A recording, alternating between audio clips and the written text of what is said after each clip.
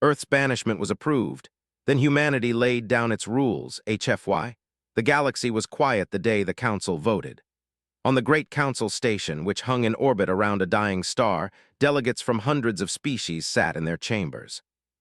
Their faces were not like humans. Some had glowing skin, others had no eyes at all, and some seemed made of metal. They whispered among themselves in strange sounds, their voices echoing through the vast hall. At the center, the human delegation waited.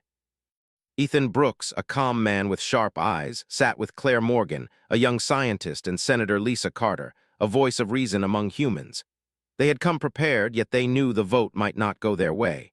For decades, humans had been controversial. They were reckless, stubborn, and aggressive when challenged. Their technology developed quickly, sometimes in ways that alien races could not understand. The Council had tried to contain humanity with rules, trade limits, and technological bans. Yet humans always found a way to grow stronger. Now, the Council was ready to make a decision. Whispers traveled across the chambers, and alien leaders exchanged knowing glances. They had grown tired of the human species. "The vote is complete," said the council speaker, a tall being with translucent wings. The voice carried across the chamber. "Earth is hereby banished from all intergalactic trade, all shared technology networks, and all council alliances. No species may provide aid or recognize human authority beyond their planet without council approval." Ethan's hands tightened into fists. Claire's lips pressed together. Senator Carter's eyes narrowed. The words hung in the air, final and cold. Outside the chamber, humans on Earth would not yet understand the full meaning, but here in orbit, they felt it deeply. Banishment meant isolation, sanctions, and the assumption that humanity would crumble without guidance. The Council believed humans were finished. On Earth, the news arrived like a shadow. At first, there were strange transmissions on screens across cities. Then a global broadcast confirmed it. Every citizen saw the Council's decree. People stopped in the streets, turned off their radios, and stared at the sky. Parents held children close and workers froze in factories. Governments scrambled to respond. The message was clear. The galaxy wanted humanity gone. In the United Nations headquarters, Ethan, Claire, and Lisa watched the human broadcast together. "They think we will beg," Ethan said, his voice quiet but firm. "They think we will fracture under pressure." Claire shook her head. "They don't understand humans, they never have. If they think isolation will weaken us, they are wrong. It will only make us stronger." Senator Carter leaned forward. "We cannot panic. The people will look to us. We need a plan, and we need it now." Across the planet, humans reacted in different ways. Some panicked, rushing to buy supplies and weapons, fearing alien attacks. Others withdrew into quiet reflection, wondering what it meant for their future. Scientists like Claire quietly activated secret projects. Factories began producing advanced equipment without drawing attention. Engineers recalculated designs for ships and satellites.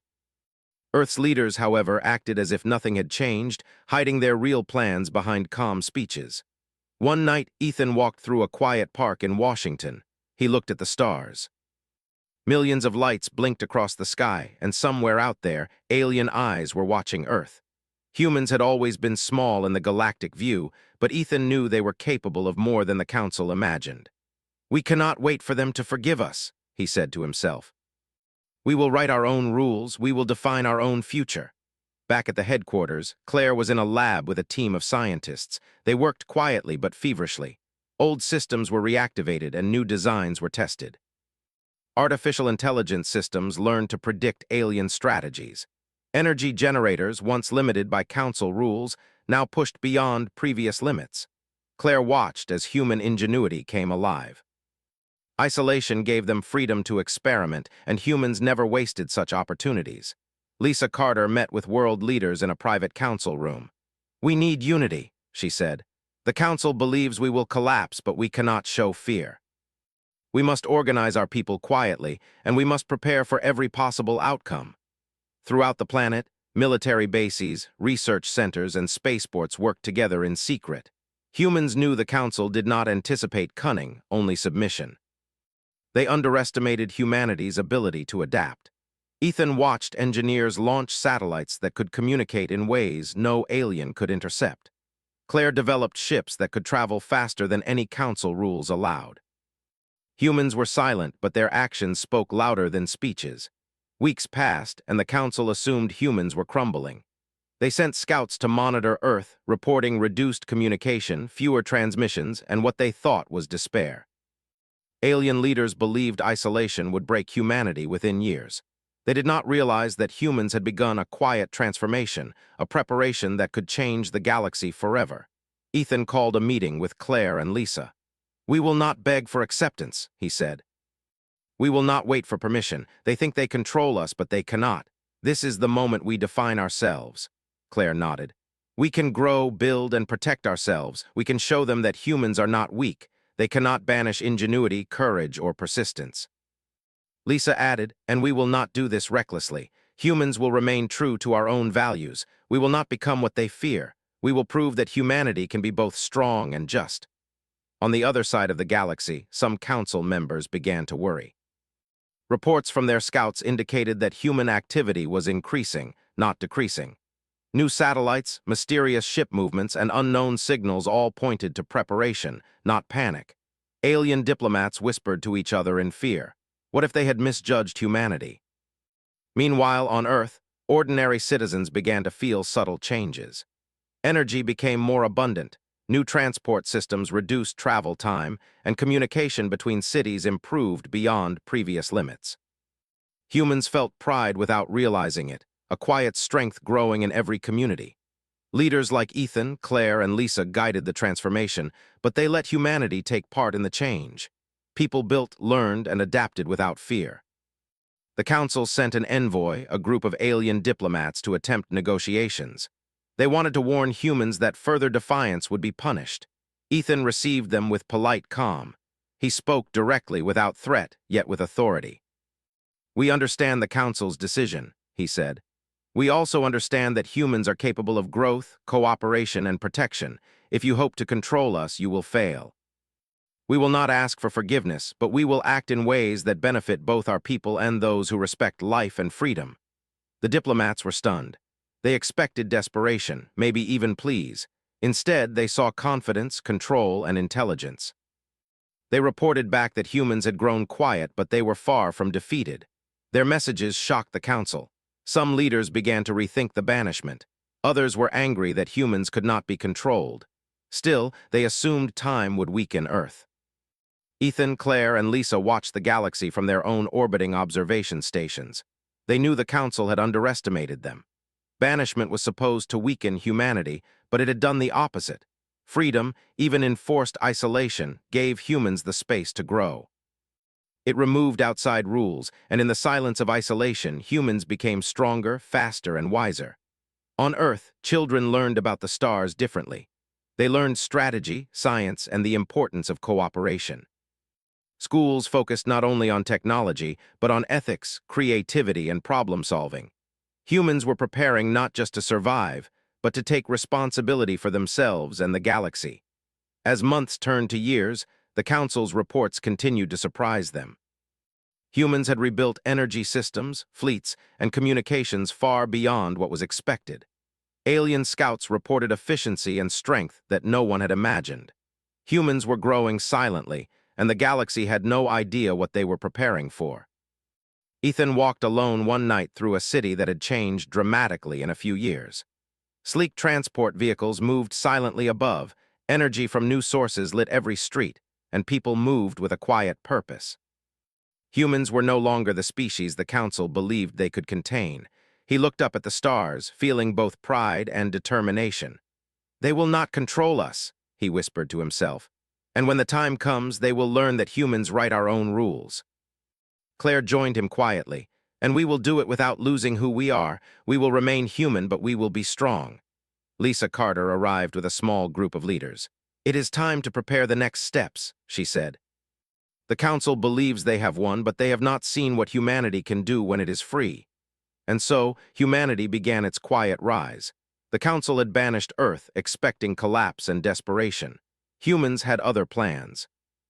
They worked in silence, built in secret, and learned quickly. Every failure, every challenge only made them stronger. Every alien underestimation became a chance to prove themselves. In isolation, humans did not despair. They thrived.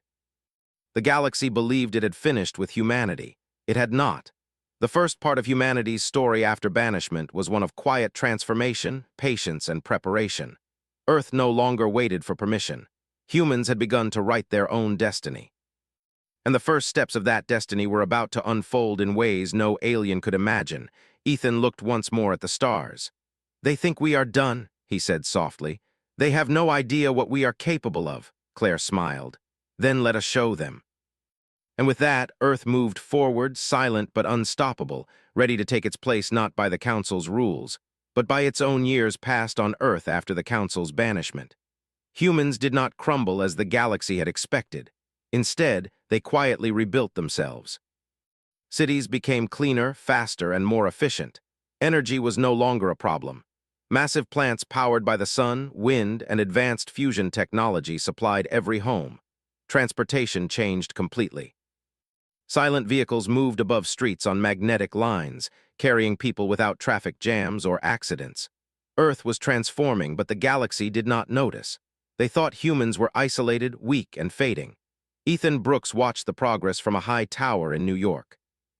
He had grown older, but his determination had not faded. Beside him, Claire Morgan checked a holographic display. Maps, ship designs, and strategic plans moved across the screen. "The galaxy thinks we are quiet," she said. "They do not know what we are building." "They think silence means weakness. It does not." Ethan nodded. "Freedom gives us space to grow. They tried to control us for centuries. Now there are no limits. We can think, build, and act without interference. That is power they cannot understand." Around the world, humans adapted in every field. Education changed. Children no longer learned only history and language. They learned science, strategy, and leadership. Ethics was taught alongside technology. Every student practiced problem-solving and critical thinking. The goal was clear. Humans would grow strong, but they would also stay human. Military systems evolved quietly. Ships were designed in secret, faster, and more flexible than any council rules had allowed. Engines that could adapt to any environment were tested in orbit. Weapons were designed for precision, not mass destruction.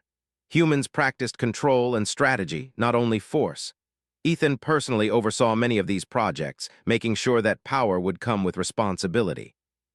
On the political side, Senator Lisa Carter worked to unite nations. The banishment had forced humanity to look inward. Past conflicts were set aside. All nations shared resources, research, and technology. The world government became stronger, more focused on the common good.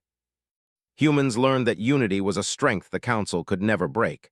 Claire led teams of scientists who studied energy, space travel, and artificial intelligence. They created systems that could think, adapt, and predict outcomes. Human ships could now repair themselves during missions, calculate strategies in real time, and move faster than anyone expected. Every breakthrough was shared quietly across the planet. Humans no longer waited for permission to innovate. The Council continued to watch, but they misinterpreted every signal. Alien scouts reported silence and inactivity. They assumed humans were weak, struggling with isolation. Some Council members began to argue that perhaps the banishment had worked. Other aliens, more cautious, sent secret observers. They reported strange activity, new energy signatures, unusual ship movements, and advanced technology being tested. The Council dismissed most reports as exaggeration. Humans could not possibly achieve so much without help. On Earth, the people noticed change, though they did not understand the full scale. Energy became cheap and abundant. Communication systems connected the entire planet seamlessly. Travel across continents was now simple and fast. Industries became more efficient, producing everything humans needed without waste. Society was improving quietly, without conflict or chaos. The banishment, meant as punishment, had become a blessing. Ethan, Claire, and Lisa held regular meetings with leaders, engineers, and scientists. They planned not for revenge, but for survival and growth. Humans would not attack the galaxy. They would not beg to return. They would prepare to protect themselves and others if necessary. "We cannot let them think they can control us," Ethan said, "but we also cannot let power corrupt us. Humans must stay human." Meanwhile, alien factions began to experience problems in regions near Earth's borders. Piracy increased, and some planets ran out of resources because the usual trade networks had been cut off from humans. Some alien leaders worried. The humans' absence, they realized, had created instability. Small factions attempted to contact Earth secretly, offering trade and alliances. Every message was ignored. Humanity was not yet ready to return, and they had no interest in favoring one empire over another. Their time for decisions would come later. Humans also trained in ways the Council did not anticipate. Young adults participated in simulations that tested strategy, leadership, and diplomacy. Every mission prepared them for real challenges. They learned to work together in teams, to think ahead, and to understand other species without bias. Humanity was not preparing for war. They were preparing for survival and influence on their own terms. Claire observed a test flight in orbit. A new human ship moved through space faster than any Council vessel, changing speed and direction in seconds. It scanned asteroids, adjusted shields, and adapted to space weather automatically. "This is only the beginning," Claire said to Ethan. "They cannot imagine how far we have come." Ethan looked at the ship, then at Earth below. Forests had recovered in many regions, oceans were cleaner, and cities had grown without destroying nature. "Our strength is not only in technology," he said. "It is in how we care for each other, how we work together. That is something the galaxy cannot understand." Lisa Carter held meetings with international leaders. "We must continue to unite," she said. "Our growth must be shared with everyone on this planet." The Council wanted to see us divided. Instead, we are stronger because we are united. This is humanity's rule. Together, we can achieve anything. As years passed, humans made contact with distant colonies. They sent messages to human settlements that had been left behind on other planets. These colonies had survived independently, and humans shared knowledge, energy, and technology quietly. Colonies began to thrive under Earth's guidance. Humanity was no longer just confined to one planet. They were spreading silently but efficiently. In the galaxy, rumors began to spread. Scouts reported unusual energy bursts, new construction in space, and unusual efficiency in human colonies. Some alien leaders whispered that they had underestimated humans. The Council dismissed most of these reports, but a few began to worry. The species they had tried to banish was growing stronger, smarter, and more united. Ethan, Claire, and Lisa observed the galaxy from their stations. They knew the Council's assumptions were dangerous. Humans were learning to adapt faster than any alien system could predict. Every time the Council tried to limit humanity, humans found a way to grow stronger. Every challenge became an opportunity. The people of Earth began to feel confident, though they did not yet understand the full plan. They knew their world had changed. They knew that humans were capable of more than anyone had believed. Schools emphasized problem-solving, ethics, and teamwork. Communities worked together to improve cities, farms, and energy systems. Humans were learning to be self-reliant, creative, and responsible. One day, Ethan walked through a city under construction. New buildings rose like towers of glass and steel. Transportation lines ran above streets silently. People moved quickly and efficiently. Children laughed as they played with advanced toys that taught strategy and logic. Ethan smiled. Humanity had learned to thrive in isolation, and their future was brighter than ever. Claire joined him. "The Council will be surprised," she said. "They think we are isolated. They think we are weak. They are wrong. We have grown stronger, more united, and more capable." Ethan looked at the stars. "One day they will understand. They will see that humans do not need permission, and we do not obey because someone demands it. We act because we know what is right." Lisa Carter arrived with leaders from other nations. "The next stage is near," she said. "Humans will soon begin to take action in ways the galaxy cannot ignore. But we must stay true to our values. We will be strong, but we will remain human." In secret, humans also began preparing defense systems. Satellites monitored the solar system for threats. Ships were equipped with adaptive technology. Humans trained to respond to emergencies anywhere in the galaxy, not to attack, but to protect. Every system was designed with precision, care, and ethics in mind. Humanity would not be the reckless species the Council feared. They would be responsible, intelligent, and powerful. The galaxy assumed Earth was silent, weak, and isolated. It had no idea that humans were preparing to move. Energy systems were advanced, fleets were ready, and colonies were thriving. Humans had learned, adapted, and united. They had survived isolation and turned it into strength. Ethan, Claire, and Lisa looked at Earth one night from orbit. Cities glowed like a network of light across the planet. Forests and oceans were healthy. Humans were growing quietly, but the galaxy would soon notice. Ethan spoke softly. "They believe banishment will break us. It will not. It has only made us stronger." Claire smiled. "And when the time comes, we will act in ways they cannot imagine. We will not beg, we will not fight recklessly, but we will show them that humanity has rules and we live by them." Lisa added, "Our strength is more than power. It is unity, intelligence, and responsibility. The galaxy will see a new humanity, and they will understand that they cannot control us." Humanity continued its quiet transformation. No one outside Earth understood the scale of what was happening. Technology grew, fleets expanded, and colonies thrived. Humans prepared to step into the galaxy, but on their own terms. The banishment had not destroyed them. It had created a stronger, wiser, and more united species. As the sun rose over the planet, Ethan, Claire, and Lisa watched the light spread across cities and oceans. Humanity was ready. The galaxy believed humans were weak. Humans knew they were strong, and they were only beginning to show their true power, not through war or conquest, but through unity, intelligence, and self-determination. The quiet rise of humanity was unstoppable. The galaxy had banished them, but it had also given them freedom. And humans were using that freedom to prepare a future that no alien could ignore, a future written by humans. For humans, years after humanity's quiet rise, the galaxy still underestimated them. Alien empires assumed that Earth's isolation had weakened humans, that they would eventually fade into irrelevance. They had not seen what humans could achieve when freed from control. Now, humanity was ready to step beyond their planet, but not to ask for permission. They moved with purpose, precision, and intelligence, guided by the lessons of their isolation. Ethan Brooks stood on the bridge of the largest human ship, the horizon of stars stretching endlessly before him. Beside him, Claire Morgan monitored energy readings, navigation, and ship performance. Every system worked perfectly. The ship's adaptive engines adjusted automatically to gravitational shifts, cosmic storms, and enemy detection systems.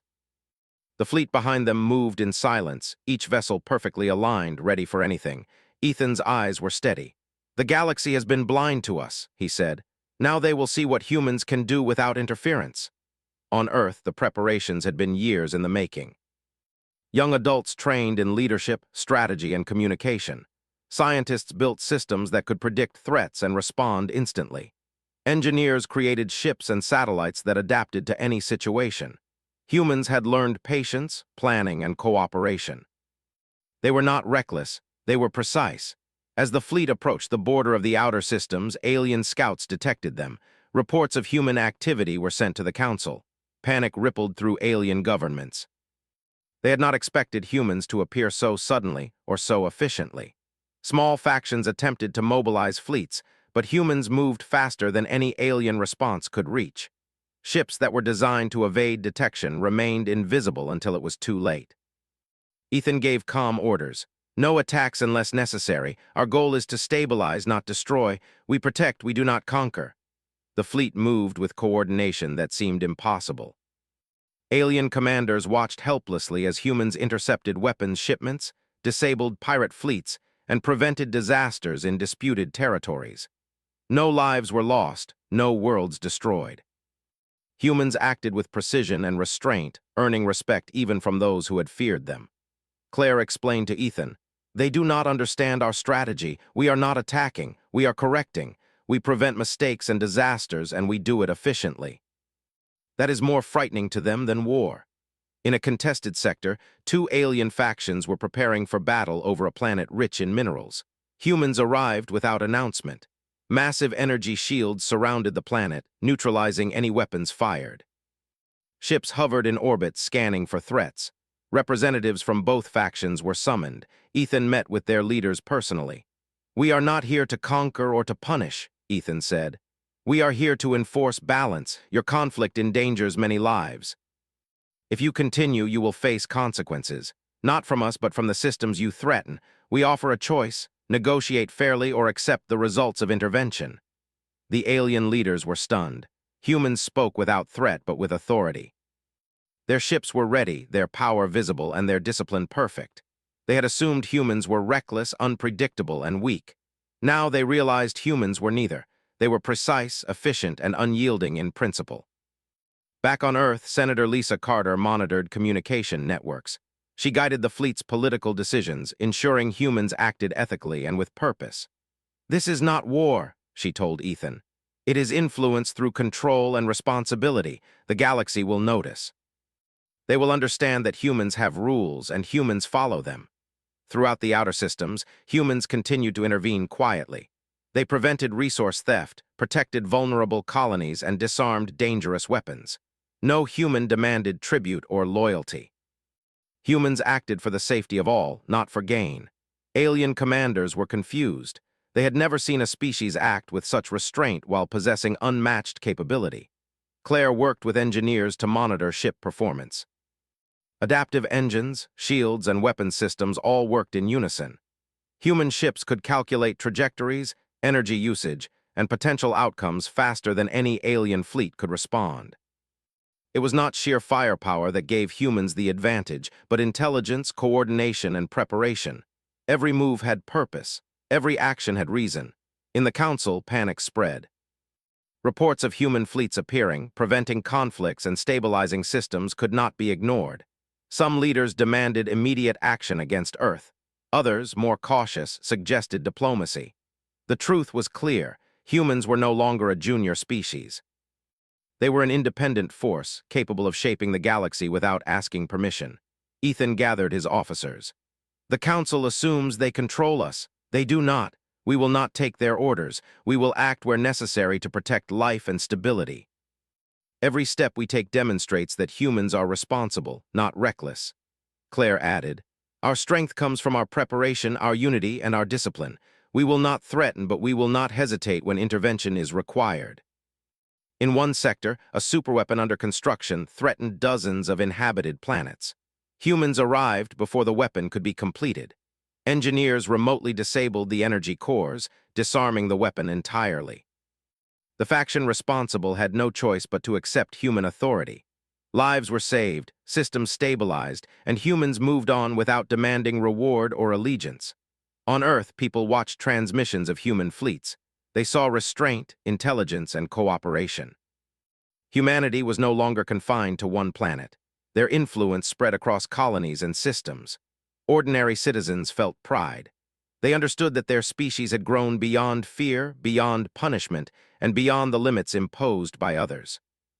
Humans acted as one species, united in purpose and principle. Ethan reflected on the Council's assumptions. "They believed banishment would destroy us," he said. "Instead, it has made us stronger. They assumed isolation would weaken us, but it has allowed us to grow, to plan, and to act with wisdom." Claire looked at him. "They do not understand that humans learn from mistakes and adapt faster than any species they know. Our restraint is our strength. Our preparation is our power." As human fleets continued to stabilize systems, alien species began to whisper. Rumors spread of a human presence that enforced order without violence, prevented disasters without aggression, and acted decisively without greed. Respect and fear grew simultaneously. Humans were no longer seen as reckless barbarians, but as a species that could not be ignored. In one diplomatic encounter, Ethan met council representatives. "We are not here to obey your rules," he said calmly. "We are here to demonstrate that humans act with principle.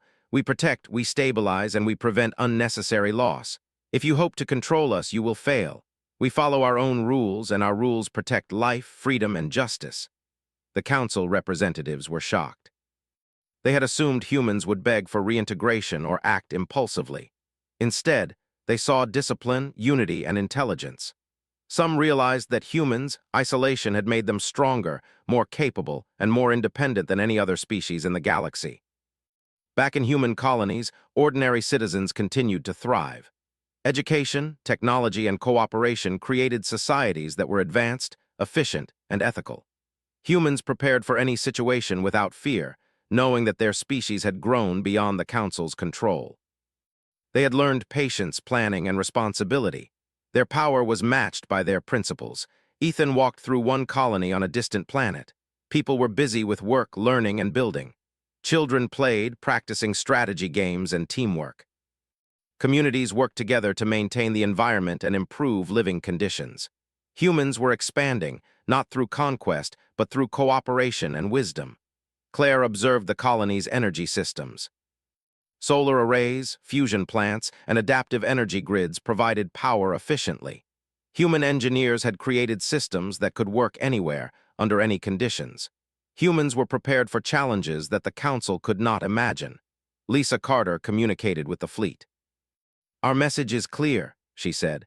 "Humans are here not as conquerors but as protectors. We enforce principles, not rules imposed by others.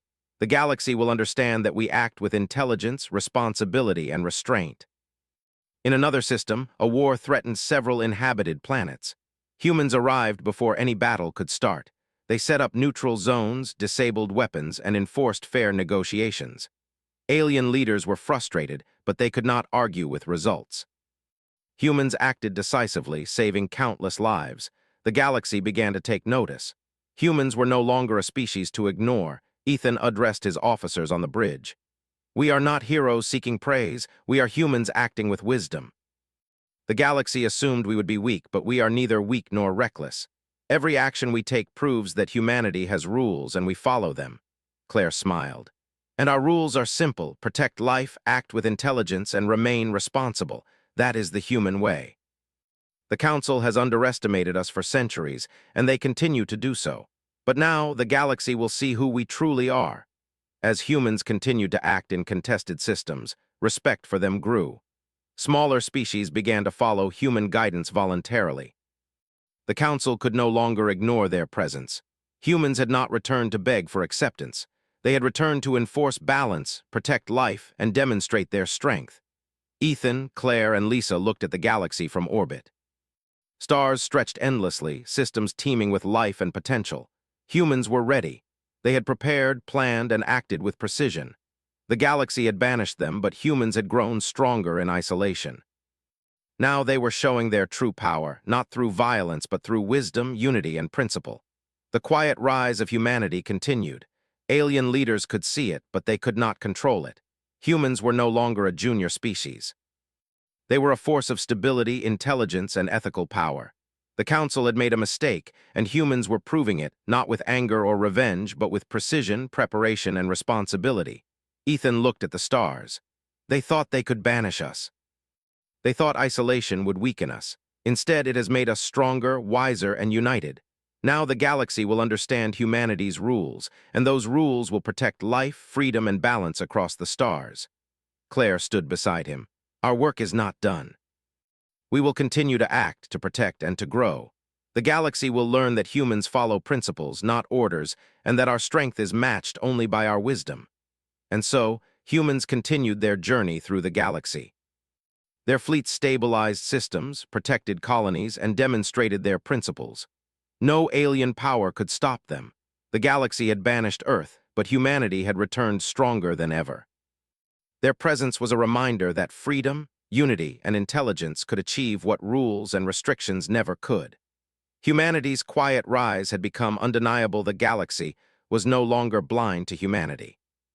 Alien species whispered about the humans who had returned not as conquerors, but as guardians.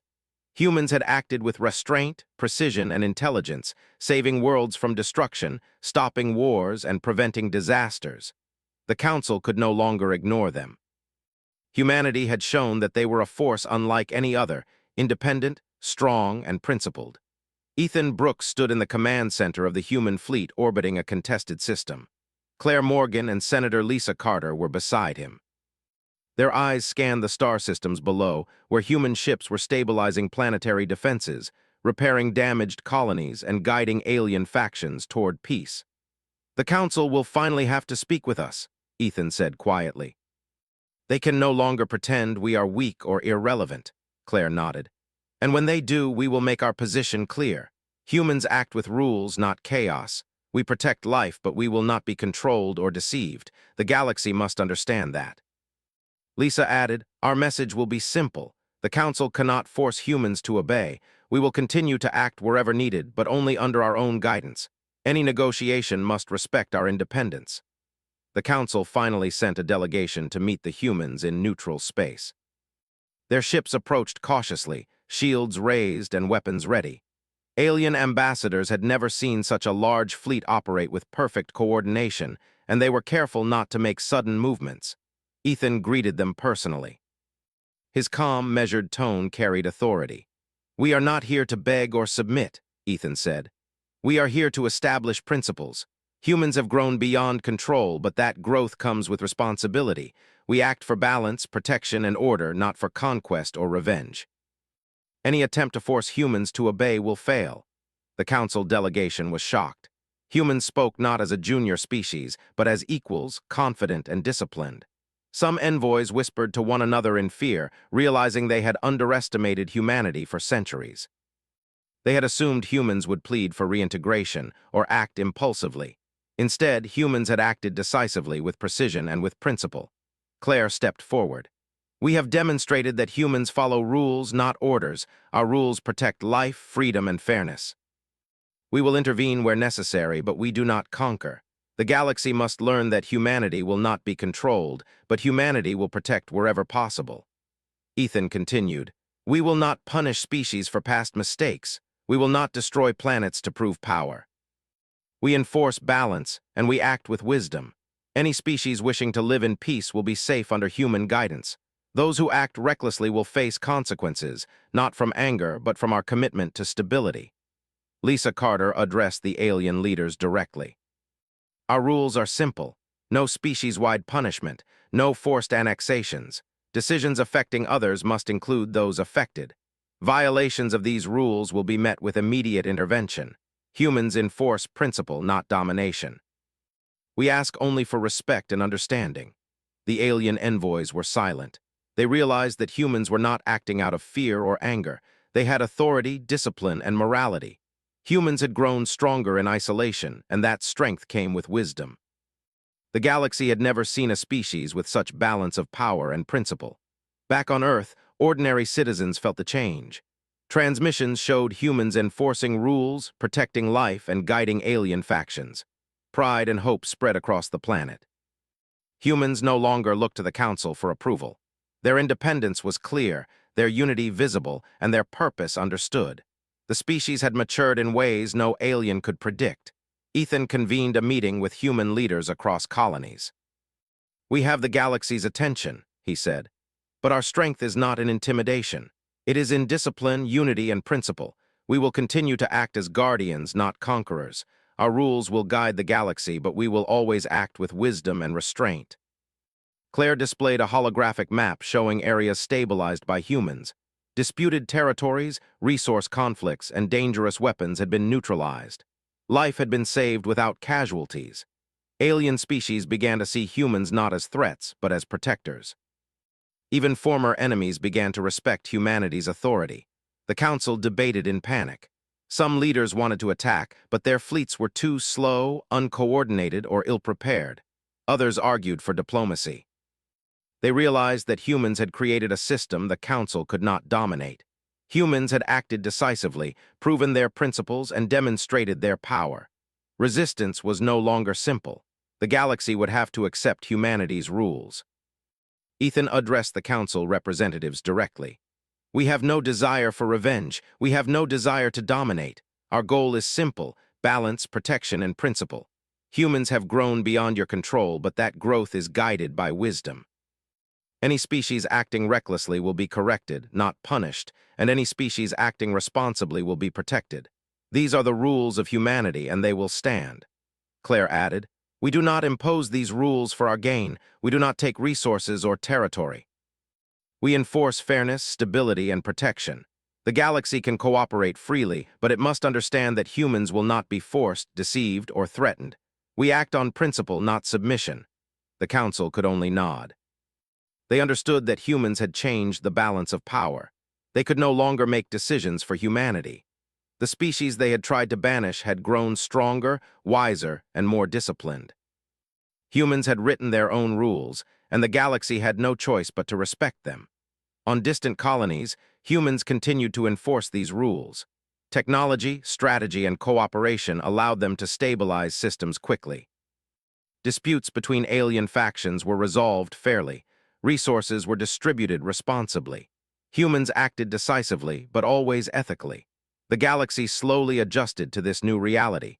Ethan walked through a human colony on a planet beyond Earth. Children studied strategy games and science experiments. Adults worked together to improve the colony, maintain energy systems, and explore new technologies. Humans were growing not only in power, but in wisdom and responsibility. Every citizen contributed to the strength of the species. Claire monitored fleet communications. "The galaxy is learning our ways," she said. "Even those who feared us are beginning to cooperate. They see that humans act with principle and they respect it. Our presence stabilizes systems, not conquers them. We enforce fairness, not chaos." Lisa Carter coordinated diplomacy. She ensured that human interventions respected every species' rights. Humans were not creating empires or demanding obedience. They were creating a galaxy where fairness, safety, and principle were recognized. Humans acted as guardians, not rulers. The Council finally sent a formal message to humanity. It requested dialogue and cooperation. Ethan read it silently before responding. He turned to Claire and Lisa. "We will speak with them, but on our terms. Humans do not return to beg. Humans return to guide, protect, and enforce principles. That is our choice." Claire nodded. "We will show them that our rules are fair, strong, and principled. They will understand that humans cannot be controlled, but humans can protect." When the meeting with the Council occurred, humans stated their terms clearly. No species would be punished unfairly. Decisions affecting multiple species would require their input. Humans would intervene in conflicts to prevent unnecessary harm. The galaxy would learn that humans enforce principle, not fear. The Council representatives were silent. They understood that humans had grown beyond control. Humans acted not with chaos, but with wisdom. Humans acted not with desire for revenge, but with a clear system of rules. The galaxy had no choice but to accept humanity's authority and principle. Back on Earth, humans watched the transmissions. Ordinary citizens felt pride and confidence. The species had survived banishment. Humans had grown stronger, wiser, and more united. They had entered the galaxy not to conquer, but to protect. They had written their own rules, and the galaxy respected them. Ethan, Claire, and Lisa gathered in a command center overlooking Earth. "The galaxy now knows our power," Ethan said. "But more important, they understand our principles. Humans will act wisely, protect life, and enforce fairness. We do not conquer, we guide. We do not punish unjustly. We correct and stabilize. That is our rule." Claire smiled. "Freedom allowed us to grow. Banishment taught us patience, strategy, and unity. Now the galaxy sees what humans can do when they act with principle." Lisa added, "Our work continues, but humanity has shown its place. We act on our rules, and those rules protect life, fairness, and freedom. No one can force humans to obey, but all can benefit from our guidance." Humans continue to expand their influence across the galaxy. Colonies were supported, disputes prevented, and technology shared responsibly. Humans acted decisively, but always ethically. Alien species learned that humanity's presence meant safety, fairness, and protection. Humans were no longer junior species. They were guardians of balance and principle. Ethan looked at the stars one last time. "They tried to banish us. They thought it would destroy humanity. Instead, it created a stronger, wiser, and more united species. Our rules will guide the galaxy, and our presence will protect life. Humans will act with wisdom, restraint, and principle. That is our destiny." Claire placed a hand on his shoulder. "And we will continue to act, grow, and protect. The galaxy will remember that humans follow rules, not orders, and that strength without principle is meaningless." Lisa Carter smiled. "The Council may have thought they controlled us, but they were wrong. Humanity has chosen its own path, and it is one of fairness, intelligence, and responsibility. The galaxy will operate under our guidance, not by fear, but by principle." And so, humanity completed its rise. They had survived banishment, grown stronger in isolation, and returned to the galaxy on their own terms. Alien species respected them, colonies thrived, and the Council had no choice but to acknowledge their power. Humans had written their rules, enforced fairness, and protected life. The galaxy had learned that freedom, unity, and intelligence could create a species that could not be ignored. Humanity's journey was complete, not with conquest or revenge, but with wisdom, discipline, and principle. The quiet rise of humanity had become the galaxy's new standard. Humans acted with authority, but always with fairness. They had transformed from a species feared and underestimated into guardians of life and balance. Earth's banishment had failed to destroy them. It had only revealed what humans could achieve when they acted on their own terms. Humanity had laid down its rules, and the galaxy had no choice but to follow.